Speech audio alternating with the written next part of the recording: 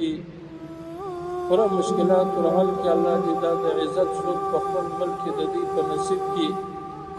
موږ هم کوشش کوو چې دا مهاجر وروڼه چې د بل په ملک کې د تکلیف شپې تېروي دردونکې خبرې راځي اورو یې مهاجرو باندې دا تکلیف دی مهاجر نیول شوي دي مهاجر بندیان دي دا د زغم نه دي د برداشت نه دي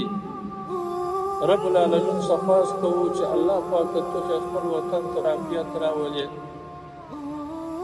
دا د مهاجرو سلسله الله جل جلاله نور قطع کړي او خپل ملک کې مو امن او سلامتیا راشي داسې مو په خپل ملک کې خلک مهاجر دي د خپلو وطنو څخه نورو وطنو ته تللي دي سرپناهي نه لري او کار و روزګار نه لري پکار دي چې هر مسلمان د بل مسلمان سره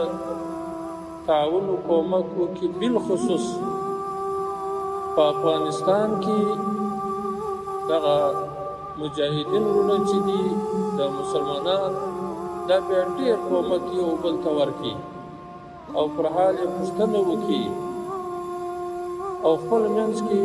محبت اخلاص پیدا کړي الله جل جلاله د څلوېښت الندیم خپرندوی اداره